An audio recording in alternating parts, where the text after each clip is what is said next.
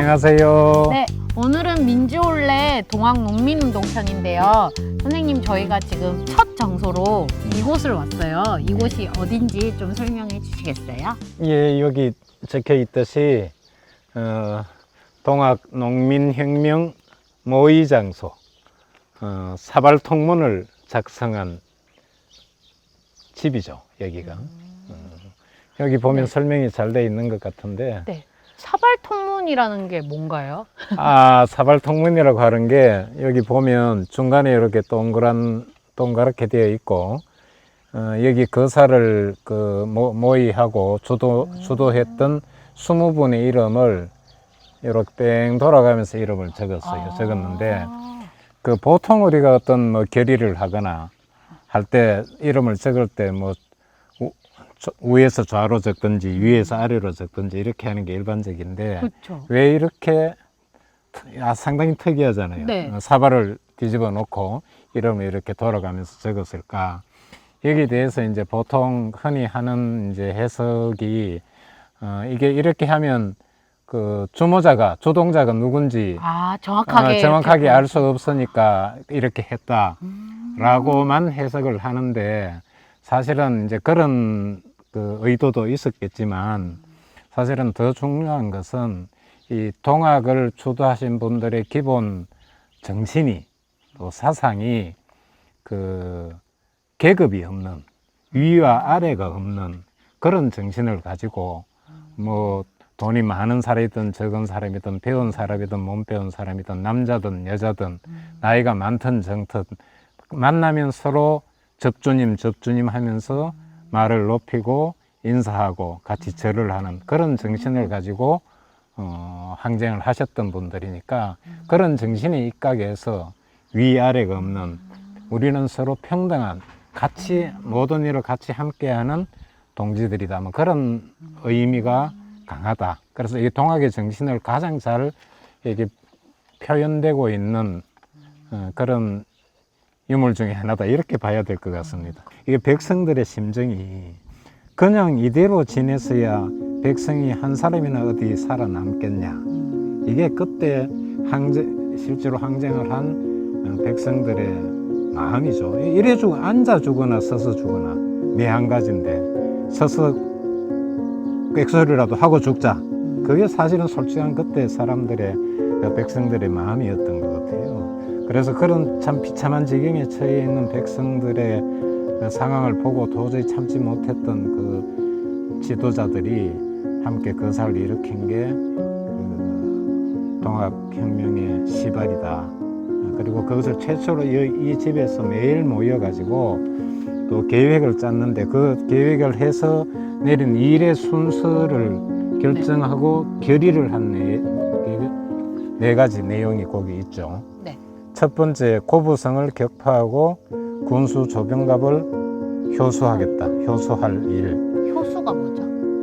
머리를 잘하는 것을 효수합니다. 그리고 군기 창가 화약고를 점령할 사. 그래서 이제 무장을 하겠다는 것이고, 또 군수에게 아첨하며 인민을 수탈한 탐관오리를 징계할 것. 그리고 또 마지막에 단순하게 이게 고부 조병가비를 죽이려고 자기들이 거사를 하는 것이 아니라 전주성을 함락하고 서울로 곧바로 진격할 것을 제일 처음 이 집에서 모여서 모의를 할 때 이런 계획까지 했다라는 게 이게 늦게 발견됐어요. 사실은 이 사발통문이. 선생님, 여기는 그럼 당시에 누구 집이었을까요? 당시 그 사발통문의 이름을 같이 한 송두호 접주의 집이었습니다. 이 집에 거의 매일 모여가지고 거사를 어떻게 할 건지를 계획했던 그런 진짜 역사적인 의미가 있는 그런 집이죠. 저기 이제 사발통문 액자도 있네요.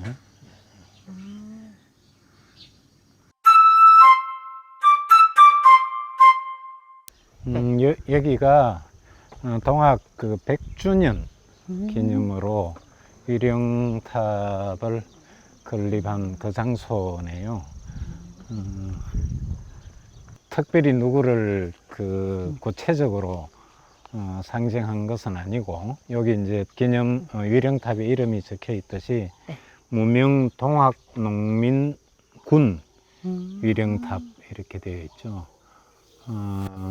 우리가 흔히 보통 이제 그 기념 시설이나 위령 사업을 하거나 이렇게 할 때 꼭 이렇게 유명한 사람 중심으로 뭐 이렇게 하는 경향이 있는데 사실은 동학혁명은 이름 없는 많은 그런 인민들의 그 주체적인 그런 항쟁이었다고 본다면 이름 없이 사라져간 수십만의 그런 당시 희생자들을 기리는 이런 위령탑이 저는 좀 그 기념하고 위령하는 올바른 태도다. 저는 개인적으로 그렇게 생각하고 이 기념탑이 상당히 의미가 있는 기념탑이다 이렇게 생각을 하고 있습니다.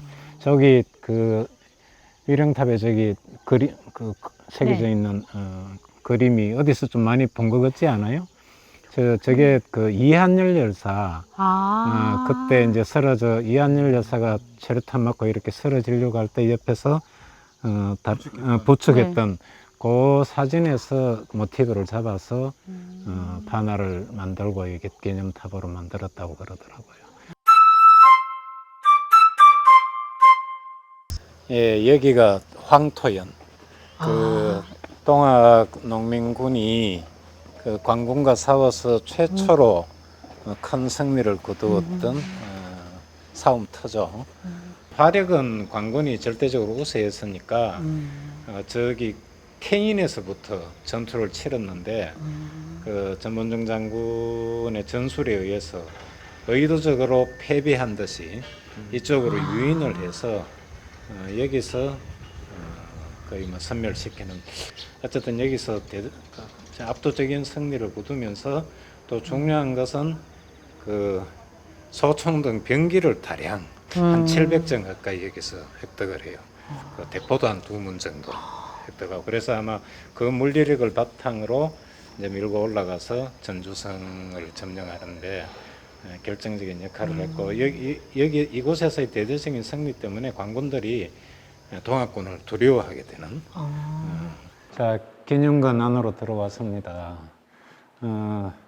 현재 코로나 때문에 여기 개방이 안 됐는데 특별히 우리 민주올레를 위해서 협조를 얻어서 네. 우리 1층만 지금 촬영을 하도록 하겠습니다. 네. 여기 오면 저희가 그때 그 종로에서 뵀었던 그렇죠. 최시원 선생님. 최시원 선생님하고 여기가 최시영 선생님이 그 사형을 당하신 장소입니다. 그때는 포도청은 아니고 네. 여기 보시면 1894년에 네. 경무청으로 개편돼 있죠. 그래서 아마 그 최시영 선생이 사형 선고를 받으신 것은 경무청으로 개편된 이후에 고등재판소에서 사형 선고를 받았죠. 여기 보면 이제 최시영 선생님을 여기 이제 최시영 순교터라고 네네. 예. 동학 2대 교수 해월 최시영 저도 그 교과서에서 이 모습을 사진, 뵌 것 같은데 이렇게 여기 사진은 그래도 교과서보다는 좀 확대되어 있어서 네. 조금 더 정확하게 볼 수 있네요. 그 최시영 선생님이 강원도에서 피체되어서 이리로 오셨는데 그 영화 못 보셨죠? 이게 동학혁명을 다룬 영화 녹두꽃 드라마 녹두꽃에 보면 네. 최시영 선생이 이 사진을 찍는 장면이 있어요. 거기에서 이제 영화에서 어떻게 되냐면 최시영 선생을 사진 찍기 위해서 여기에 앉히는데 한 번만에 앉아서 가만히 있지 못하고 옆으로 계속 쓰러져요. 몇 번을. 그만큼 고문을 많이 당하셨다는 얘기죠. 요즘 사진에서도 진짜 그 눈빛은 행영하시지만 그 손도 막 부어 있고 피골이 상접하고 다리 보세요, 이 발 보세요. 퉁퉁 부은 듯한 진짜 엄청나게 부어 있는 게 확연하게 드러나죠. 동학교회수 최시영. 한 가지 말씀을 더 드려야 될 것은 그때 고등재판부에 판결을 내린 판사가 누군지 아세요? 조병갑이에요. 조병갑. 고부군수 조병갑. 우리 설명을 해주신다면 우리가 흔히 옛날에 네. 배울 때는 고부에서 전봉준이 일어나서 고부군수 전병갑이를 처형했다 이렇게 알고 있는데 전혀 그거 사실 아니에요. 고부군수 전병갑이가 조병갑이가 도망가 가지고 1년 있다 복권이 되고 그리고 여기 고등재판소 판사로 임명이 되고 그 조병갑이가 그러니까 동학혁명이 일어나게 된 원인을 제공한 첫 번째 원인이었던 조병갑이가 최시영에게 사형 언도를 내립니다. 참 역사가 아이러니하죠. 여러 가지 생활상이나 남아있는 사진들을 전시하고 있네요. 오늘 뭐 코로나 때문에 자세하게 천천히 보긴 힘들 것 같고 네. 빨리 한 바퀴 그냥 사진이나 한 바퀴 담고 지나가죠. 당시 뭐 농민들이 들고 나온 네. 낫인 것 낫이나 같아요. 쇠사랑이나 이 동학이 당시에는 수십만의 동학군이 목숨을 잃게 되고 결국은 실패한 것으로 보였지만 결코 실패한 것이 아니라 그렇죠. 그 이후에 3.1 3.1운동. 여기도 3.1 운동이라고 얘기하는데 저는 네. 이건 3.1 대혁명이다 이렇게 저는 표현을 하거든요. 네. 전국의 수백만의 사람들이 대한독립만세를 외치고 10,000명에 가까운 사람이 죽었어요. 3.1 운동 때도. 그리고 3.1 운동의 주역들인 민족 대표 34민 중에 네. 15명이 동학 접주들이고 그랬죠. 이 특별기획실은 동학혁명에 대한 평가가 우리 역사 속에서 어떻게 변천되어 왔는지 달라져 왔는지를 압축적으로 보여주는 그런 전시를 하고 있는 것 같습니다. 최초에는 동학란으로 얘기가 되다가 네. 이제 요즘에 와서 혁명으로 이제 재평가되고 있는 그런 과정들을 보여주겠다. 이런 기획 전시 모양인데요. 여기 말목장터 감나무가 있네요. 네. 말목장터가 전mon중 장군이 그 농민 봉기를 일으켜서 농민군을 최초에 모았던 장소가 말목장터죠. 그때 있었던 감나무가 실제 감나무인가 봐요. 예. 아마 이 말목장터에서 고부군수 조병갑의 그런 비행을 일일이 막 얘기하고 목적을 밝히고 고부간으로 진격합시다라고 했던 그 모든 역사적 사건을 직접 목격한 감나무가 지금은 이제 역사를 다 지켜봤다. 진실을 알고 이 나무는 알고 있다. 전주는 또 동학농민혁명과 어떤 관계가 있는지 설명을 좀 해주시면 좋을 것 같아요. 전라도의 대표 도시죠.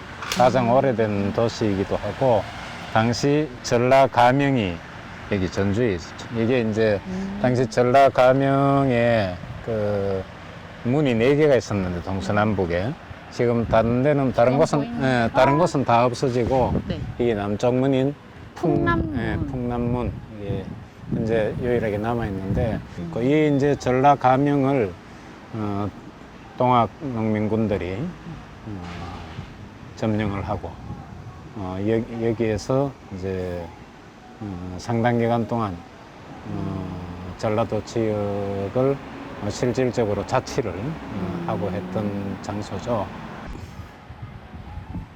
그 동학혁명 과정에서 동학군들이 이제 전주성을 점령하게 됨으로써 실질적으로 전라도 지역을 완전히 장악하게 되었는데, 여기에서 이제 그 10여 일 동안 머무르면서 정부군하고 이제 교전도 있고, 그런데 당시 이제 그 전주성을 점령했을 당시 이제 일본군과 청나라 군이 그 벌써 한국에 그 상륙에 있는, 며칠 전에 상륙해서 이제 동학군을 진압하기 위해서 준비하고 있었을 당시죠. 그러니까 그 동학군들이 전라도 지역을 점령하게 되니까 위협을 느낀 고종과 민비가 청나라에 응원군을 요청하게 되고, 자기의 백성들을 진압해 달라고 외국 군대를 끌어들인 참 그 부끄러운, 가슴 아프고 부끄럽고 네. 가슴 아픈 그런 역사죠. 근데 어쨌든 이게 그 동학군들이 전주성을 점령하고 있으면서 네. 또 그 일본군과 그 청나라 군들과 이제 교전을 해야 된다고 생각을 하니, 우리가 그 동학군들이 그 외국 군대하고 싸우고 있으면 네. 오히려 그들에게 빌미를 줄 수도 있겠다는 생각을 하면서 그 당시 조정과 그 협의를 먼저, 이게 동학군들이 먼저 제안을 해요. 우리가 그 평화적으로 물러나면 외국 군대를 철수시켜라. 그렇게 이제 얘기를 해서 서로 제대로 이제 협상이 잘 이루어져서 그 평화 협상이 이루어지죠. 그것을 저희들이 이제 전주 화약이다 이렇게 얘기를 하는데, 화약. 그 전주 화약의 내용이 참 저희들이 꼭 제대로 알아야 되는 내용들이 참 많이 있습니다. 그것은 이제 전주 화약의 그 내용 속에는 가장 단순하게 그 혁명군들이 그냥 물러서는 게 아니라 그 일정한 그 개혁 정책을 합의하고, 또 이 전라도 지역과 그 이외의 지역에서도 자치를 서로 이제 약속받는, 그걸 이제 집강소 설치를 약속받고 하죠. 그게 아마 그 우리나라 역사상 최초의 그 지역 자치, 주민들의 자치가 이루어진 첫 번째 역사적 사실이 아닌가 이렇게 생각이 드는데요. 그래서 이게 당시 그 동학혁명군이 전주를 점령하고, 또 이게 12개조의 패전개혁안에 합의하고, 또 직강소를 설치하고 한 것은 우리 역사에 있어서 진짜 민주주의의 교육의 장이, 또 실천의 장이 제대로 이렇게 한번 전개된 그런 역사적 의의가 있는 사건이었다 이렇게 얘기할 수 있겠죠.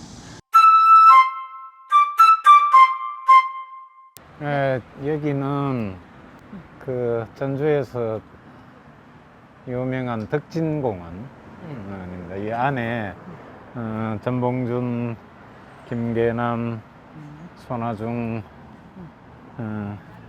선생의 그 동상이 있다고 해서 한번 찾아와 봤습니다. 손화중 장군 추모비, 사람이 하늘이다. 우리 하늘인가요? 그렇죠. 뭐 한울, 하늘 네. 같은 말이죠. 보구간민, 척양척에. 이게 보구간민이라고 할 때 보자가 보호한다는 보자가 아니고, 이 술의 그 변에 이렇게 보자를 쓰는데, 그게 이렇게 그 수레가 올바른 방향으로 가도록 그 교정한다 이런 뜻이 있어요. 그래서 나라가 잘못된 길로 가고 있는 것을 바로잡는다 이런 뜻이거든요. 보고 그리 나라를 바로잡아서 백성을 편안하게 하자 그런 뜻입니다. 그리고 척양척에는 뭐 양과 외를 다 물리치자 그런 뜻이고. 김계난 장군님은 제가 잘 모르는 것 같아요. 이게 어떤 분이세요? 김계남 장군이 네. 이제 이 이름을 그 교주인 최시영 선생이 지어 주었죠. 남쪽을 10개자, 열어젖혀라라는 그런 의미로 네. 주로 그 동학혁명 당시에 전라우도, 전라도 오른편을 주로 많이 담당. 여기도 아까 선생님이 설명해 주신 예, 보국 안민이라고 네. 적혀 있고 뭐 전문준 선생님에 대해서는 네. 뭐 더 이상 특별히 뭐 말씀을 드릴 건 없는 것 같고, 네. 어쨌든 이게 그 백성들이 부른 이름이 녹두장군이잖아요. 네. 그래서 초록색인가 봐요. 아니, 초록색이라서 녹두장군이라고 네. 뭐 부른 게 아니고, 뭐 그런 그 키가 작고 이게 그 녹두가 단단하거든요. 그래서 작고 단단하다, 뭐 이런 뜻으로 녹두장군이라고 네. 불렀는데. 비율이 다른 동상들보다 좀 작은 것 같긴 해요. 실제로 키가 좀 네. 작으셨다고 그래요. 들고 계신 건 혹시 뭘까요, 저게? 저게 아마 그 뭐 경문, 또 이게 우리 그 아까 본 그 사발통? 사발통문 뭐 그런 걸 상징하겠죠, 아. 경문이나.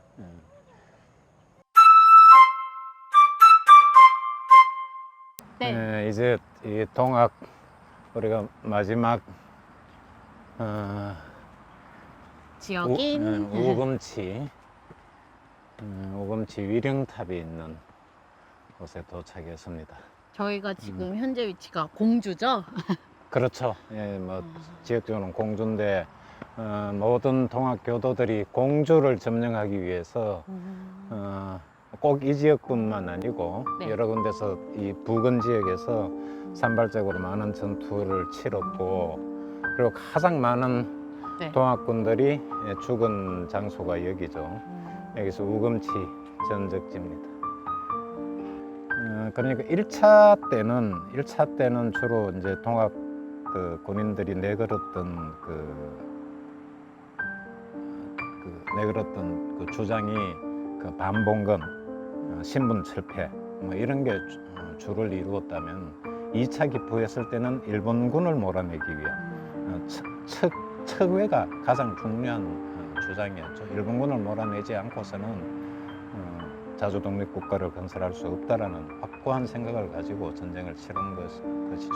그리고 여기에서 가장 많은 이제 주력 부대였던 전봉중 군대도 거의 다 괴멸이 되고, 그래서 크게 보면 동학농민전쟁의 큰 전쟁은 여기서 거의 끝이 났다. 이제 그러면서 전국 각지로 흩어지면서 작은 전쟁들이 상당 기간 동안 오래 지속되긴 하지만, 여기가 가장 큰 그 실패라고 보기보다는 이제 패배의 가장 중요한 전쟁터였다, 이렇게 말씀드릴 수 있겠습니다. 그냥 동학혁명이 그러면 실패냐, 실패라고 봐야 되느냐, 또 그런 문제하고, 왜 그 많은 동학 교도들이 진짜 이 우금치 전투에 대한 그 진술들을 들어보면, 그 동료의 시신을 죽창 하나 들고 동료의 시신을 밟고 이 우금치 고비를 넘기 위해서 시신 위에 시선이 거듭거듭 쌓이면서도 후퇴할 줄 모르고 돌아서서 총을 맞은 사람은 없다라고 할 정도로 아마 그게 그때 당시 관군으로 왔던 사람들의 증언에 의하면 돌아서서 도망가는 사람은 없었다. 진짜 목숨을 초계같이 던지면서 전율이 일 정도로 열심히 동학 군인들이 싸웠다고 이렇게 얘기를 하는데, 그들이 왜 그렇게 열심히 싸웠을까? 무엇을 위해서 그렇게 열심히 싸웠는가? 이런 게 중요한 문제인 것 같아요. 네, 선생님, 저희가 정읍, 그리고 전주, 그리고 이제 여기 공주까지 지나면서 동학혁명을 조금씩 지켜봤는데요. 네, 마지막으로. 사실은 동학혁명의 여러 유적지를 다 돌아보려면 네, 가보고 싶은 곳은 참 많은데, 그쵸. 뭐 세 군데를 이게 뭐 주마간 산격으로 하루에 훑다 보니 벌써 날이 저물고 어두워지는데, 뭐 중요한 몇 곳은 갔지만 많이 못 가서 조금 아쉽긴 합니다. 특히 오늘 마지막에 이 송장뱀이 와서 많은 그때 당시 희생자들이 묻혀있던 장소에 서서 인사를 하게 되니까 다시 좀 마음도 이게 착잡하고 또 우리 사회를 조금 더 인간다운 사회로 또 그때 당시 동학 농민군들이 갈망했던 참다운 사회가 어떤 사회인지 다시 한번 생각하게 되는 그런 좋은 기회였던 것 같습니다. 오늘 수고했어요. 네, 오늘 수고 많으셨습니다. 민주올레 동학혁명편은 이것으로 마치도록 하겠습니다. 네, 수고했어요. 수고하셨습니다.